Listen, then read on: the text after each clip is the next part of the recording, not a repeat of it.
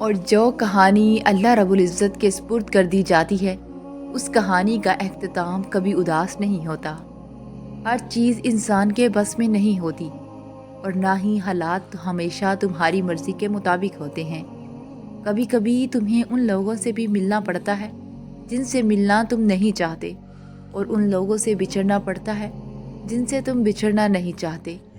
زندگی کبھی کبھار تمہیں ایسے موڑ پہ لے آتی ہے جہاں صرف دو ہی راستے ہوتے ہیں، پہلا یہ کہ حقیقت سے بھاگتے رہو، اور دوسرا یہ کہ اللہ رب العزت کی رضا میں راضی ہو جاؤ۔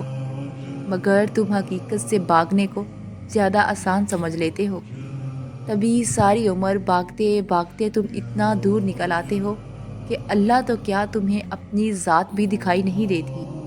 اس بات کو سمجھو کہ جو معاملات تمہارے ہاتھ میں نہیں رہتے انہیں تم کبھی سلجھا نہیں سکتے۔ خود پر ظلم کرنے سے یا نصیب کا مقابلہ کرنے سے جیت نہیں ملتی، تو جو کام تم نہیں کر سکتے اس کو اللہ رب العزت کے حوالے کر دو۔ مقدر سے مت لڑو، بس یقین کے ساتھ دعا کرو، کیونکہ جو اللہ رب العزت کو اپنا معاملہ سونپ دیتے ہیں تو اللہ بھی پھر یا تو ان کی رضا میں راضی ہو جاتا ہے یا ان کو اپنی رضا میں راضی کر لیتا ہے، اور پھر کن فیکون فرما دیا جاتا ہے، اور بگڑے ہوئے مقدر سنوار دیے جاتے ہیں، اور ادھوری کہانیاں مکمل کر دی جاتی ہیں۔ بے شک وہ جو چاہے وہ کرنے پر قادر ہے۔ پوچھا گیا اچھا تو صبر کے سفر میں اللہ میرا ساتھ دے گا؟ ہاں بالکل دے گا۔ تو مطلب میں کبھی نہیں تھکوں گی؟ غلط، تم تھک جاؤ گی۔ ابھی تو تم نے کہا اللہ ساتھ دے گا، تو پھر میں کیوں تھک جاؤں گی؟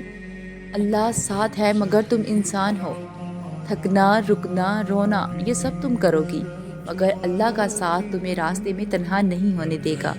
تم رک جاؤ گی تو وہ تمہیں چلنے کی ہمت دے گا، تمہیں صبر اور حوصلہ دے گا۔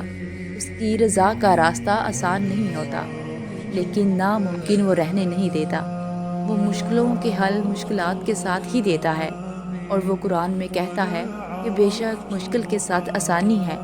تم صبر کے سفر میں تھک جاؤ گی مگر شکست نہیں کھاؤ گی، اور اختتام بہت دلکش ہوگا۔